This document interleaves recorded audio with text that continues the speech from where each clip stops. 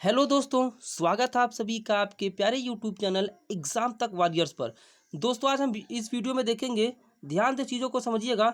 हम एनबीई के लिए स्पेशल कर रहे हैं स्टैटिक जीके वाला पोर्शन। जी हाँ दोस्तों, और 1000 स्टैटिक जीके क्वेश्चन कराने का यहाँ पर हमारा एम है। दोस्तों जीके में 60 डेज का मैंने आप सभी को एम दिया है, और एक भी क्वेश्चन यदि आप पूरा 60 का 60 क्लास लेते हैं ना, तो एक सिंगल भी क्वेश्चन आपका इधर से उधर नहीं जाने वाला है। और प्लस आपको पीडीएफ भी पढ़ना पड़ेगा जो मैं ग्रुप में दूंगा। ठीक है दोस्तों, तो क्लास काफ़ी लंबी हो सकती है। जिनके अंदर धैर्य है, कुछ करने का जज्बा है, अपने फैमिली को आगे बढ़ाने का जज्बा है, अपने सपनों को पूरा करने का जज्बा है, वही इस क्लास में रुकेंगे।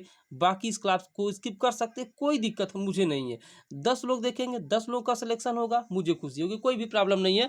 बस चाहे सीनियर असिस्टेंट में भरा हो आपने फॉर्म, चाहे जूनियर अकाउंटेंट में, चाहे जूनियर असिस्टेंट में, तीनों के लिए क्लास काफ़ी इंपॉर्टेंट है।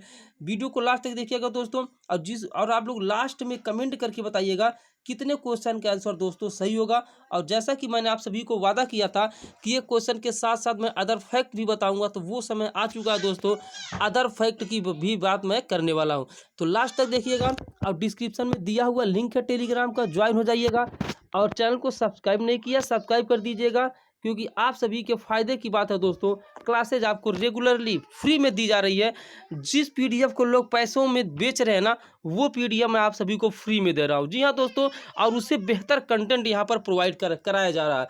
और जल्दी मैं मॉक टेस्ट की यहाँ पर आपको फ्री में देने वाला हूँ, और वो भी लैंग्वेज हिंदी एंड इंग्लिश में। आप बताइए अब कितना कोई कर सकता है आपके लिए। तो लास्ट तक देखिएगा जरूर, मजा ना आए तो फिर कहिएगा दोस्तों। बस चलिए पहला क्वेश्चन हम शुरू करते हैं यहाँ पर।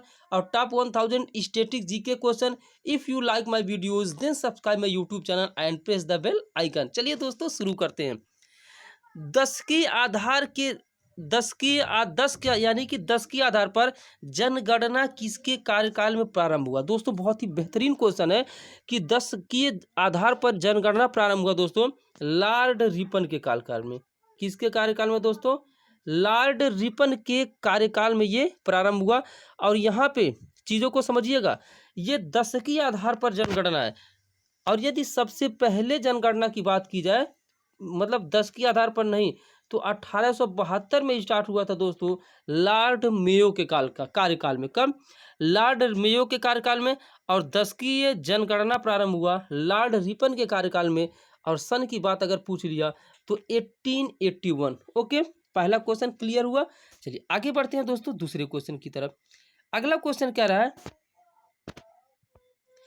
2021 की जनगणना के अनुसार भारत में कितने राज्यों में लिंगानुपात 1000 से अधिक है। दोस्तों यहाँ पर काफ़ी बेहतरीन क्वेश्चन है कि 2021 की जो जनगणना हुई थी, भारत में कितने राज्यों में लिंगानुपात जो है 1000 से अधिक है। तो ऐसा स्टेट केवल दोस्तों केरल है, और इसका आंसर केवल एक हो जाएगा, यानी कि केवल वन स्टेट ऐसा है जिसमें लिंगानुपात 1000 से अधिक है। ठीक है ना। और यदि पूछ लिया कि लिंगानुपात सबसे कम कहाँ का है, तो आप आंसर देंगे हरियाणा। क्या आंसर देंगे दोस्तों? हरियाणा आंसर देंगे। और लास्ट में क्लास देखने के बाद कमेंट करिएगा कि क्लास कैसा लगा दोस्तों। यदि आप कुछ मेरे लिए अच्छा करेंगे, कमेंट करेंगे अच्छा सा खूबसूरत सा, तो मैं और भी मोटिवेट रहूँगा क्लास लाने के लिए। अगला क्वेश्चन है, संयुक्त राष्ट्र संघ का मुख्यालय कहाँ पर स्थित है, यानी कि यूएनओ का जो हेडक्वार्टर है ना, वो कहाँ पर सिचुएटेड है, अर्थात संयुक्त राष्ट्र संघ का मुख्यालय कहाँ पर स्थित है। तो दोस्तों यदि इसका आंसर आपको पता है ना, तो आप लोग कमेंट जरूर करें। तो संयुक्त राष्ट्र संघ का मुख्यालय दोस्तों है न्यूयॉर्क में। कहाँ पर स्थित है? न्यूयॉर्क में। अब हम कुछ एक्स्ट्रा फैक्ट की बात कर लें दोस्तों। बात कर लें IMF, यानी कि इंटरनेशनल मनी फंड, यानी कि अंतर्राष्ट्रीय मुद्रा कोष, प्लस यहाँ पे वर्ल्ड बैंक, इन दोनों का जो यहाँ पर जो हेडक्वार्टर है ना, IMF का प्लस WB का, ये है वाशिंगटन DC में। कहाँ पर?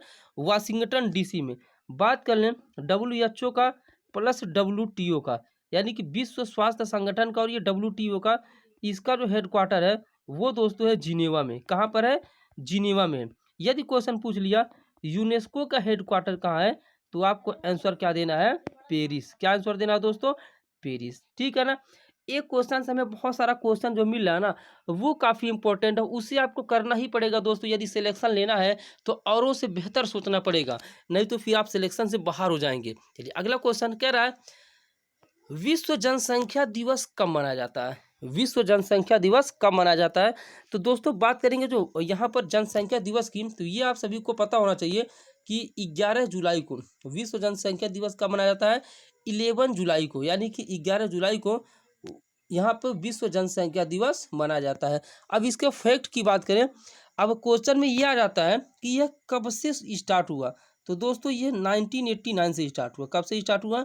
1989 से यह स्टार्ट हुआ, अर्थात 1989 से स्टार्ट हुआ। ठीक है ना? चलिए, यानी कि पहली बार विश्व जनसंख्या दिवस कब मनाया गया? 1989। जब भारत, अब ये कमेंट करके बताइएगा उस समय कितनी जनसंख्या हो गई थी तब इसको शुरू किया गया था। ठीक है ना? चलिए, अगला क्वेश्चन है, नेक्स्ट क्वेश्चन, भारत में कितनी शास्त्रीय भाषाएं हैं? जी हाँ दोस्तों,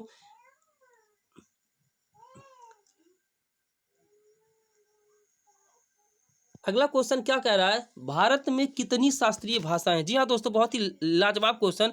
तो भारत में यदि हम शास्त्रीय भाषाओं की बात करेंगे तो इसका राइट आंसर होता है 6, अर्थात भारत में राष्ट्रीय भाषाओं की संख्या 6 है।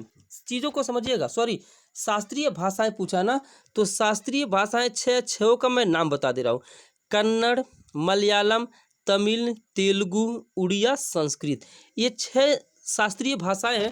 लेकिन एग्जाम में ये पूछ लिया कि इसमें से नवीनतम कौन सा है। जी हाँ दोस्तों, इसमें से नवीनतम कौन सा है, यदि यह पूछ लिया क्वेश्चन में कि नवीनतम बताइए, तो नवीनतम आप सभी के सामने हो जाएगा उड़िया। क्या हो जाएगा? उड़िया हो जाएगा। तो नवीनतम है दोस्तों उड़िया। और यदि पूछ लिया शास्त्रीय नृत्यों की संख्या कितनी है, यानी कि कुल शास्त्रीय नृत्य कितने हैं, तो ओवरऑल शास्त्रीय नृत्य कितने हैं दोस्तों? 8 है, अर्थात 8 है। ठीक है दोस्तों, चलिए आगे बढ़ते हैं क्वेश्चन 6 की तरफ। भारतीय राष्ट्रीय कांग्रेस की स्थापना कब हुई थी? यानी कि इंडियन नेशनल कांग्रेस इस्टेब्लिश कब हुआ था? भारतीय राष्ट्रीय कांग्रेस की स्थापना कब हुई थी? तो इसका राइट आंसर आप सभी को बताना है। तो इसका राइट आंसर है दोस्तों 1885, अर्थात 1885 में। अब यह क्वेश्चन पूछ लेता है कि इसकी स्थापना की थी किसने? तो इसकी स्थापना दोस्तों की थी ए.ओ. हुम ने। किसने की थी? ए.ओ. हुम ने। यदि बात करेंगे पहले अंग्रेज अध्यक्ष की, तो ये थे जॉर्ज यूल। कौन थे? कांग्रेस के पहले अंग्रेज अध्यक्ष कौन थे दोस्तों? जॉर्ज यूल थे। भारतीय राष्ट्रीय कांग्रेस के पहले अंग्रेज अध्यक्ष जॉर्ज यूल। स्थापना हुई थी 1885 में। किसने स्थापना की थी? ए.ओ. ह्यूम ने। और यहाँ एक बात बता दें कि पिछले साल यहाँ पर राष्ट्रीय कांग्रेस से एक क्वेश्चन आया हुआ था, तो अभी इस बात को समझ लीजिए। अगला क्वेश्चन, लाल बहादुर शास्त्री के समाधि स्थल का क्या नाम है? यहाँ पर इस तरीके से समाधि स्थल का भी क्वेश्चन दोस्तों पूछा जाता है। लाल बहादुर शास्त्री के समाधि स्थल का नाम है दोस्तों विजय घाट। लाल बहादुर शास्त्री के समाधि स्थल का क्या नाम है दोस्तों? विजय घाट है। ठीक है ना? अब इन्होंने क्या कहा था, इन्होंने क्या नारा दिया था?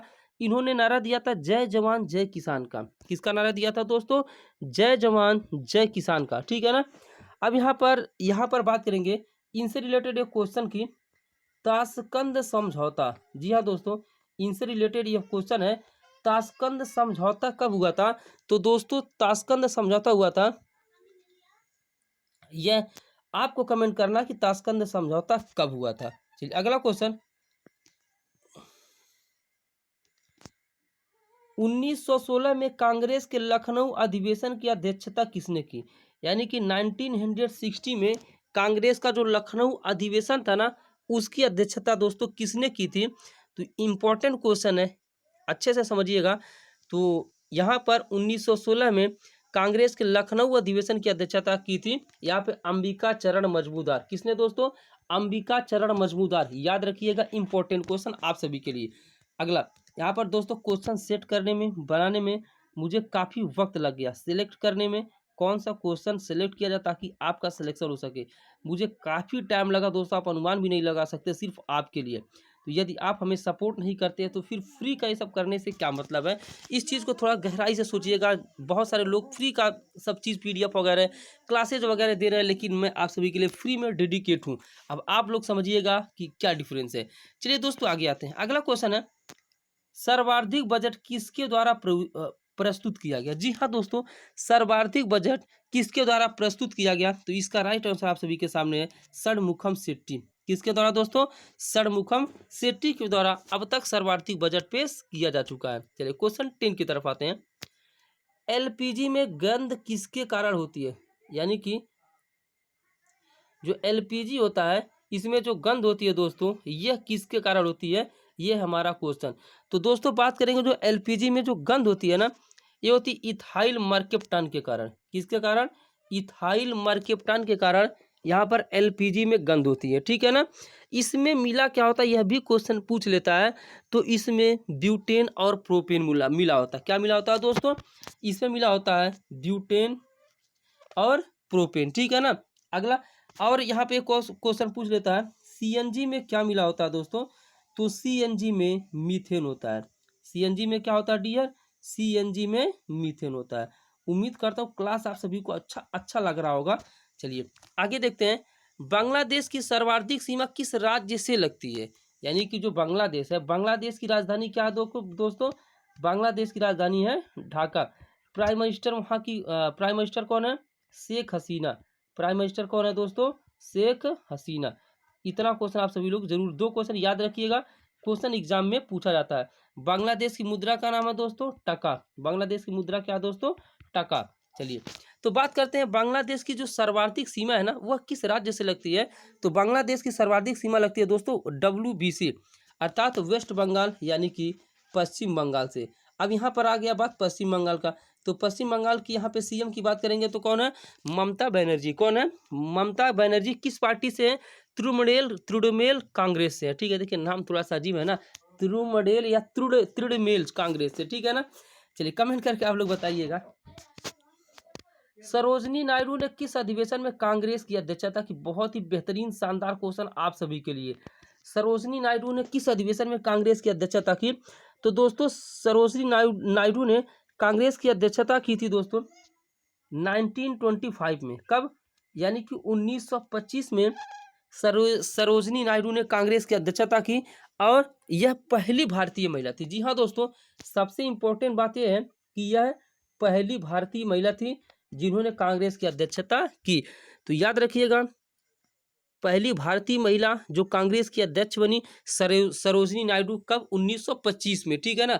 यहाँ पे जगह का नाम, सिटी का नाम पूछ लिया तो आपको क्या कमेंट करना है? कानपुर दोस्तों कमेंट करना है। अब एक और क्वेश्चन इसी समय आप सभी को बता देता हूँ। 1924 में यहाँ पर बेलगांव अधिवेशन हुआ था, उसमें मात्र एक ऐसा अधिवेशन था जिसमें महात्मा गांधी ने दोस्तों अध्यक्षता की थी। तो 1924 में बेलगांव में, यानी कि यहाँ पर महात्मा गांधी ने अध्यक्षता की थी, ठीक है ना। चलिए आगे आते हैं अगले क्वेश्चन की तरफ। नेक्स्ट क्वेश्चन कह रहा है एशियाई विकास बैंक का मुख्यालय कहाँ पर स्थित? एशियाई विकास बैंक मतलब एशियन डेवलपमेंट बैंक, इसका फुल फॉर्म है दोस्तों एशियाई विकास। ए से एशियन, डी से डेवलपमेंट जिसका मतलब होता है विकास और बी से होता है बैंक, यानी कि ADB। तो एशियाई विकास बैंक का मुख्यालय कहाँ पर स्थित है? तो इसका राइट आंसर आता है दोस्तों मनीला में। कहाँ पर? मनीला में। तो पूछ लिया एग्जाम में, इसकी स्थापना कब हुई थी? तो इसकी स्थापना हुई थी दोस्तों 1966 में, अर्थात 1966 में इसकी स्थापना हुई थी। इसके मेंबर कितने हैं? तो इसके मेंबर है दोस्तों 68, अर्थात 68 इसके मेंबर हैं। इसके अध्यक्ष कौन है? अस्कावा इसके अध्यक्ष है। और इसके उपाध्यक्ष कौन है? कमेंट करके इससे हमें इस समय हमें जरूर बताइए, ठीक है ना। क्योंकि देखिए ऐसे क्वेश्चन में ना अध्यक्ष उपाध्यक्ष चेंज होते रहते हैं। तो कुछ दिन पहले अशोक लवासा थे, शायद चेंज हुआ, तो नए कौन हुए हमें एक बार कमेंट करके जरूर बताइए, ठीक है ना। चलिए दोस्तों आगे की तरफ बढ़ते हैं। यदि आपने दोस्तों में वीडियो को शेयर नहीं किया है, किसी भी एग्जाम की तैयारी आप कर रहे हैं ना, तो यह क्लास काफ़ी इंपॉर्टेंट है। हर एक क्लास के मतलब हर एक एग्जाम के लिए काफ़ी इंपॉर्टेंट है। क्लास अच्छा लगा हो तो लाइक शेयर जरूर दोस्तों में करके एक बार आ जाइए दोस्तों। नहीं पसंद आया तो वीडियो को डिसलाइक जरूर कर, बताएं कि आपने डिसलाइक क्यों किया। लाइक किया तो एक बार शेयर करें दोस्तों। चलिए आगे आते हैं। रेबीज के टीके की खोज किसने की? तो दोस्तों रेबीज के टीके की यदि हम बात करेंगे तो रेबीज के टीके की खोज की थी दोस्तों लुई पास्चर ने। किसने की थी दोस्तों? लुई पास्चर ने की थी यहाँ पर रेबीज के टीके की खोज। अगला क्वेश्चन 2011 की जनगणना का जो आयुक्त थे ना वो कौन थे? तो 2011 के जो जनगणना के आयुक्त थे दोस्तों वो थे चंद्रमौली। कौन थे डियर? चंद्रमौली थे। और उस समय का जो थीम था वो था आवर सेंसस आवर फ्यूचर। क्या था दोस्तों? Our census our future. उम्मीद करता हूँ दोस्तों क्वेश्चन अच्छे समझ में आ गया होगा। ये क्वेश्चन पूछा गया था दोस्तों, इसलिए मैंने इस क्वेश्चन को सिलेक्ट किया। आगे आते हैं। अगला क्वेश्चन है चौधरी चरण सिंह की समाधि स्थल का क्या नाम है? तो दोस्तों चौधरी चरण सिंह की समाधि स्थल का नाम है किसान घाट। क्या नाम है? किसान घाट। अगला क्वेश्चन, नेक्स्ट क्वेश्चन की तरफ आते हैं। माजुली द्वीप किस राज्य में स्थित है? जी हाँ दोस्तों, बहुत ही शानदार क्वेश्चन आप सभी के सामने। जिस भी क्वेश्चन का आंसर आपको पता है ना, कमेंट करते रहिए कि यस सर हमको इस क्वेश्चन का आंसर पता है। कितना आपके क्वेश्चन आज के क्लास से कितना क्वेश्चन आपके राइट हुए हैं ना, हमें कमेंट करके दोस्तों जरूर बताइए। माजुली द्वीप की बात करेंगे दोस्तों, यह असम में स्थित है। कहाँ पर स्थित है दोस्तों? असम राज्य में स्थित है। किस नदी पर स्थित है यह पूछ लिया, तो दोस्तों ब्रह्मपुत्र नदी पर। किस नदी पर दोस्तों? ब्रह्मपुत्र नदी पर यह स्थित है, असम में। अगला, जनसंख्या किस सूची का विषय है? जी हाँ दोस्तों, यहाँ पे बात करेंगे जनसंख्या किस सूची का विषय है, तो दोस्तों जनसंख्या की बात करेंगे तो यह समवर्ती सूची का विषय है। कौन सी सूची का? समवर्ती सूची का विषय है। यदि बात कर लिया जनगणना किस सूची का विषय है, तो आप क्या कमेंट करेंगे दोस्तों? तो जनगणना संघ सूची का विषय है। जनगणना किस सूची का विषय है दोस्तों? संघ सूची का। लेकिन यदि बात कर लिया शिक्षा किस सूची का विषय है, तो शिक्षा दोस्तों यह भी समवर्ती सूची का विषय है। ठीक है ना? चलिए आगे आते हैं दोस्तों नेक्स्ट क्वेश्चन की तरफ।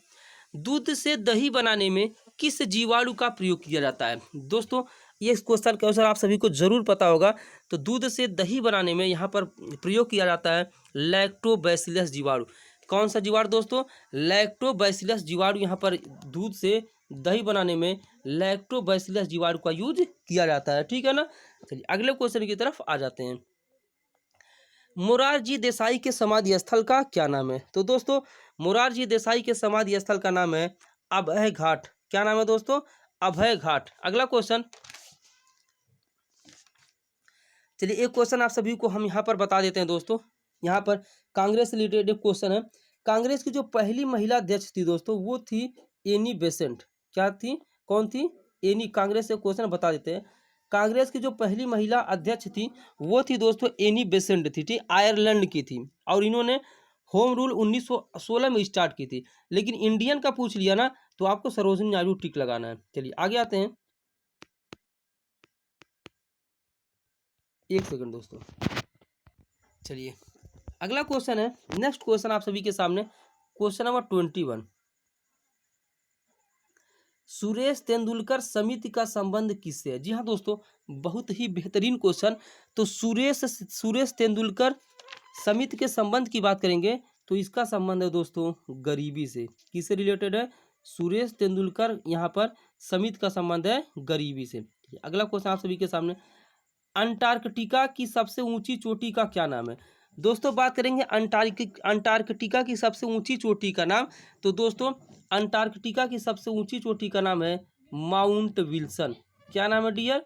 अंटार्कटिका की सबसे ऊंची चोटी का नाम है दोस्तों माउंट विल्सन। क्या नाम है? Mount Wilson. इसे चलता हुआ महाद्वीप कहते हैं। क्या बोलते हैं? चलता हुआ महाद्वीप। क्यों? क्योंकि यहाँ पर दोस्तों इस पर बर्फ ही बर्फ है। क्या है? बर्फ ही बर्फ है। चलिए अगला क्वेश्चन आप सभी के सामने, जनरेटर का आविष्कार किसने किया? Who invented generator? तो दोस्तों इसका आंसर आप सभी को सिंपल सा यहाँ पर आंसर है। इसका आंसर हर एक स्टूडेंट को पता होना चाहिए कि जनरेटर का आविष्कार फैराडे ने किया था। अगला क्वेश्चन, विटामिन सी की कमी से कौन सा रोग हो जाता है? विटामिन सी की कमी से कौन सा रोग हो जाता है? तो बात करेंगे विटामिन सी की कमी से होने वाले रोग से, तो स्कर्वी रोग हो जाता है। कौन सा रोग हो जाता है दोस्तों? कौन सा डिजीज? स्कर्वी रोग हो जाता है विटामिन सी की कमी से। क्वेश्चन पूछ लेता है कि क्या दूध में विटामिन सी पाया जाता है? तो दोस्तों दूध में विटामिन सी नहीं पाया जाता है। एकदम आपको एकदम यह क्वेश्चन पूछा गया है किसी एग्जाम में, और यहाँ पर बच्चों बहुत बार क्या करते हैं, एस करके चले जाते हैं। तो दूध में दोस्तों विटामिन सी नहीं पाया जाता है। नेक्स्ट क्वेश्चन की तरफ आ जाते हैं। विद्युत धारा का मात्रक है, इस सिंपल सा क्वेश्चन है, पूछ लेता है कभी कभी। तो विद्युत धारा का मात्रक है दोस्तों एम्पियर। क्या है? एम्पियर। पूछ लिया ओम का मात्रक क्या है? तो यहाँ पर प्रतिरोध किसका मात्रक है? तो ओम का मात्रक है। या ऐसे पूछ लिया कि ओम का मात्रा क्या है, तो आपको कमेंट करना है प्रतिरोध, ठीक है ना। चलिए अगला क्वेश्चन, पहली पंचवर्षीय योजना किस मॉडल पर आधारित थी। जो पहली पंचवर्षीय योजना थी वो किस मॉडल पर आधारित है दोस्तों, तो हैरर डोबार मॉडल। यहाँ देखिएगा हैरर डोमर मॉडल, तो आप डोमर मॉडल से भर याद रख सकते हैं, कोई दिक्कत नहीं है। तो पहली पंचवर्षीय योजना हैरर डोमर मॉडल पर आधारित थी। यदि हम बात करेंगे द्वितीय, यहाँ पर पहली पंचवर्षीय योजना स्टार्ट कब से कब तक हुई थी, चीज़ों को समझिएगा। 1951 से लेकर 1956 तक ये पहली पंचवर्षीय योजना थी, ठीक है ना। बात करेंगे जो दूसरी पंचवर्षीय योजना वो 1956 से लेकर 1961 के बीच यहाँ पर थी। और जो दूसरी पंचवर्षीय योजना थी डियर, वो यहाँ पर दूसरी जो पंचवर्षीय योजना थी वो किस पर आधारित थी, महान लोबिस मॉडल पर। किस पर दोस्तों, महान लोबिस मॉडल पर, महान लोबिस मॉडल पर। सेकेंड यहाँ पर सेकेंड मॉडल महान लोबिस मॉडल, इसके अंदर 3 लौह इस्पातों को खोला गया। इसके अंदर दोस्तों क्या किया गया, जो सेकेंड यहाँ पर था इसके अंदर 3 लौह इस्पात खोले गए। कितने, 3 लौह इस्पात खोले गए। और यहाँ पर बोकारो को भी इसी में खोजा गया था, द्वितीय यहाँ पर द्वितीय पंचवर्षीय योजना में। चलिए एक बात और, किसी भी क्वेश्चन में यदि आपको किसी भी तरह का डाउट हो ना, मान लीजिए एक आध क्वेश्चन इधर उधर मिस्टेक भी होता है कुछ एक्स्ट्रा फैक्ट बताने में, तो उसके लिए सॉरी, कमेंट करके हमें जरूर बताएं कि इसका राइट आंसर क्या हो सकता है। वैसे मैं प्रयास कर रहा हूँ कोई भी आंसर कंसेप्ट या फिर कुछ भी जो अलग से बताओ गलत ना हो। नेक्स्ट क्वेश्चन है, राउरकेला स्टील प्लांट कहाँ पर स्थित है। अच्छा क्वेश्चन है दोस्तों। यहाँ पर राउरकेला स्टील प्लांट कहाँ पर स्थित है, तो दोस्तों राउरकेला स्टील प्लांट स्थित है उड़ीसा में। कहाँ पर स्थित है डियर, राउरकेला स्टील प्लांट स्थित है उड़ीसा में। किसके, पूछ लेता किसके सहयोग से, तो ये स्थित है दोस्तों जर्मनी के सहयोग से। किसके सहयोग से, जर्मनी के सहयोग। अगला क्वेश्चन, भारत में न्यूनतम जनसंख्या किस राज्य में स्थित है। तो बात करेंगे भारत में जो न्यूनतम जनसंख्या है ना वह किस राज्य में स्थित है, तो यहाँ पे भारत में न्यूनतम जनसंख्या यहाँ पर सिक्किम में। कहाँ पर स्थित है दोस्तों, सिक्किम में। यदि पूछ लिया अधिकतम कहाँ स्थित है, तो अधिकतम आपको यूपी टिक लगाना है। कम से कम पूछेगा तो सिक्किम, और अधिकतम पूछेगा तो यूपी अर्थात उत्तर प्रदेश में, जहाँ पर विधानसभा राज्यसभा की सीट सबसे अधिक है। अगला क्वेश्चन, ओजोन छिद्र की खोज किसने की। अच्छा क्वेश्चन है। ओजोन यानी कि O3, ओजोन का रासायनिक अणुसूत्र की बात करेंगे तो इसका अणुसूत्र होता है डियर O3। तो ओजोन छिद्र, यहाँ पर यदि बात करेंगे ओजोन छिद्र की, तो इसकी खोज की थी फॉरमैन ने। किसने की थी डियर, फॉरमैन ने। अच्छा क्वेश्चन है, ये पूछ लेता है कि ओजोन किस मंडल में पाया जाता है, तो ओजोन जो होता है वह पाया जाता है समताप मंडल में। कहाँ पर, समताप मंडल में। और यहाँ पे इससे कौन सा पूछ लेता है, ओजोन से कौन सा रोग हो जाता है दोस्तों, तो स्किन कैंसर। कौन सा रोग होता है डियर, स्किन कैंसर जो रोग होता है ना वो ओजोन से ही होता है, ठीक है ना। ओजोन छिद्र की खोज किसने की, फॉरमैन ने। और ये ओजोन है कहाँ, अंटार्कटिका के ऊपर। चलिए, और यहाँ पर इस तरीके से इसके लिए एक दोस्तों प्रोटोकॉल बना ओजोन के लिए 16 सितंबर 1987 को। कब, 16 सितंबर 1987 को एक प्रोटोकॉल बना जिसे मॉन्ट्रियल प्रोटोकॉल हम बोलते हैं। अगला क्वेश्चन, रिकेट्स रोग का संबंध किससे है, तो दोस्तों रिकेट्स रोग का संबंध विटामिन डी से। विटामिन डी सबसे ज़्यादा किसे पाया जाता है, सूर्य के प्रकाश में। दोस्तों सूर्य का जो प्रकाश होता है ना, सूर्य के प्रकाश में विटामिन डी सबसे ज़्यादा पाया जाता है। तो रिकेट्स रोग का संबंध विटामिन डी से। इसकी कमी से कौन सा रोग हो जाता है, ये भी पूछ लेता है। तो इसकी कमी से सूखा रोग हो जाता है। कौन सा रोग, सूखा रोग हो जाता है। और कैल्सीफेरॉल इसी को बोलते हैं, कैल्सीफेरॉल इसी को बोलते हैं। अगला क्वेश्चन, कुचिपुड़ी किस राज्य का शास्त्रीय नृत्य है। बहुत ही अच्छा क्वेश्चन है। तो बात करेंगे कुचिपुड़ी किस राज्य का शास्त्रीय नृत्य है, और इसे थाल या मटका नृत्य भी बोलते हैं। जी हाँ दोस्तों, इस नृत्य को थाल नृत्य या फिर मैसे मटका नृत्य भी बोलते हैं। किस नृत्य को, कुचिपुड़ी। तो ये है दोस्तों, आप सभी को पता होना चाहिए, कुचिपुड़ी है आंध्र प्रदेश का। कुचिपुड़ी कहाँ का नृत्य है, आंध्र प्रदेश का। यहाँ पर देखिए, अब एग्जाम में कभी कभी ये आता है कि इसके कलाकारों का नाम बताइए। तो इसके कलाकार जो मेन है दोस्तों दो हैं, एक है शोभा नायडू, एक कौन है दोस्तों, एक है शोभा नायडू, और एक कलाकार है दोस्तों आप सभी के लिए यामिनी कृष्णमूर्ति। कौन है, यामिनी कृष्णमूर्ति। तो इन दो कलाकारों का नाम आप जरूर याद रखिएगा। नेक्स्ट क्वेश्चन, पक्षियों के अध्ययन को क्या कहा जाता है? तो बात करेंगे दोस्तों, जो पक्षियों का अध्ययन होता है ना, उसे बोला जाता है आर्नियोथोलॉजी। क्या बोला जाता है? आर्नियोथोलॉजी बोला जाता है। जो स्टडी ऑफ बर्ड्स होता है उसको हम बोलते हैं आर्नियोथोलॉजी। तो पक्षियों के अध्ययन को आर्नियोथियोलॉजी बोला जाता है। पूछ लिया कि विश्व का सबसे छोटा पक्षी कौन सा है दोस्तों? पूछ लिया विश्व का सबसे छोटा पक्षी कौन सा है? तो ये है दोस्तों हमिंग बर्ड। कौन सा पक्षी है? हमिंग बर्ड है विश्व का सबसे छोटा पक्षी। नेक्स्ट क्वेश्चन, खाने का सोडा का रासायनिक नाम क्या है? तो दोस्तों जो खाने का सोडा होता है ना, इसका रासायनिक नाम होता है सोडियम बाइकार्बोनेट। क्या नाम होता है दोस्तों? खाने का सोडा का रासायनिक नाम होता है सोडियम बाइकार्बोनेट। यदि हम बात करेंगे इसके अणुसूत्र की, तो अणुसूत्र होता है NaHCO3। अणुसूत्र होता है दोस्तों NaHCO3। यदि हम बात करें थोड़ा सा आगे, जो धोने का सोडा होता है उसका जो अणुसूत्र होता है Na2CO3, जिसको हम बोलते हैं सोडियम कार्बोनेट। क्या बोलते हैं? Sodium carbonate. एक होता है नीला थोथा, यानी कि कॉपर सल्फेट। नीला थोथा को हम क्या बोलते हैं? कॉपर सल्फेट, अर्थात CuSO4। फिर आ जाता है जिप्सम। जिप्सम का होता है CaSO4 2H2O। क्या होता है? CaSO4 2H2O। फिर पूछ लेता प्लास्टर ऑफ पेरिस का, तो कुछ नहीं करना, हाफ कर देना है, CaSO4 हाफ H2O। ठीक है ना? इस क्वेश्चन से हमें इतनी जानकारी मिल रही है दोस्तों। आप सभी के लिए हार्ड वर्क किया जा रहा है ताकि आपका सिलेक्शन हो। ठीक है ना? आपका सिलेक्शन ही हमारे चैनल का मुख्य उद्देश्य है। और आपका एम क्या होना चाहिए कि चैनल को सब्सक्राइब करें, ज़्यादा से ज़्यादा वीडियो को लाइक करें और दोस्तों में शेयर कर दीजिए, क्योंकि ये NBE नहीं, हर एक एग्ज़ाम के लिए काफ़ी इंपॉर्टेंट वीडियो है और इसका महत्व आप सभी लोग ज़रूर समझ रहे होंगे, क्योंकि ये स्टैटिक जीके है और हर एक एग्ज़ाम में स्टैटिक जीके कितना ज़्यादा आता है, इससे मतलब यदि आप लोग कंटिन्यूसली एग्ज़ाम देते हैं ना, तो आप सभी को पता होना चाहिए। और इसी स्टैटिक जीके का बहुत सारे लोग पेड कोर्स भी लेते हैं। चलिए अगला क्वेश्चन है, कांग्रेस के पहले मुस्लिम अध्यक्ष कौन थे? जी हाँ दोस्तों, बहुत ही बेहतरीन लाजवाब क्वेश्चन आप सभी के सामने आ चुका है। कांग्रेस के प्रथम मुस्लिम अध्यक्ष, जैसे पूछ लिया पहले अंग्रेज अध्यक्ष कौन थे, तो मैं पिछला जो भी है दोस्तों रिवाइज करवाता चल रहा हूँ। तो कांग्रेस के पहले अंग्रेज अध्यक्ष जॉर्ज यूल थे।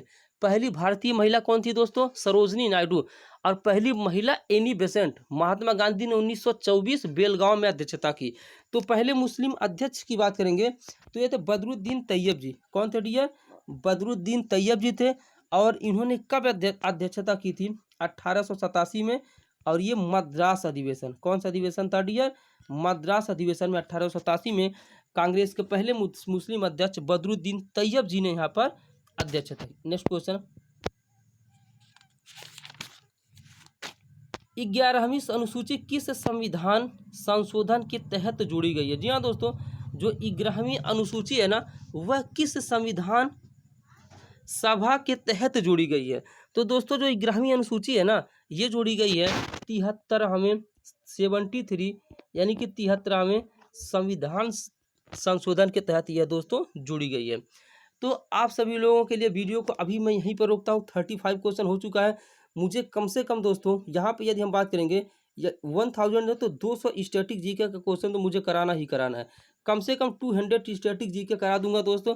और जो 60 डेज 60 क्लासेज का जो एम है ना, वो टारगेट हिट करिए आप सभी लोग, और आपको सिलेक्शन से कोई भी नहीं रोक पाएगा, ये मैं गारंटी लेता हूँ। यदि आप उन क्लासेज को देखते हो, रेगुलरली PDF यहाँ पर प्रोवाइड में जो करता हूँ ना, वो आप देखते हैं। अभी मैं कुछ दिनों के बाद क्या करने वाला हूँ, लास्ट 6 मंथ का करंट अफेयर भी कराने वाला हूँ। और कराने के बाद मतलब मैं वादा तो नहीं कर सकता, 15 अगस्त के पहले ही मैं लास्ट 6 मंथ का करंट अफेयर आपको PDF दे दूंगा। उसको पढ़ के जाइएगा दोस्तों, एक भी क्वेश्चन बाहर आएगा फिर कहिएगा, ठीक है ना? चूंकि सबको पता है जो फ्री का चीज़ होता है वो अच्छा नहीं लगता। ये बात आप सभी लोग को जानकारी होना चाहिए कि फ्री का चीज़ अच्छा नहीं लगता, लेकिन फ्री का पार है तो फिर आप जरूर इसे करिए। किसी भी पेड कोर्स में चक्कर में ना रहें। कहीं से टेस्ट सीरीज लगाते तो लगाते रहिए, मैं नहीं मना करने वाला हूँ। आपको जो इच्छा करे वो करिए। फिलहाल में हमारी जो क्लासेज है ना, आपके लिए बेनिफिशियल है कि नहीं, कमेंट करके हमें ज़रूर बताइए। चलिए दोस्तों, मिलते हैं नेक्स्ट वीडियो में, तब तक के लिए जय हिंद, वंदे मातरम। यदि आप अपने माता पिता के सपनों को पूरा करना चाहते हैं तो एक बार जय हिंद जय भारत जरूर लिखें और मेहनत जरूर करें।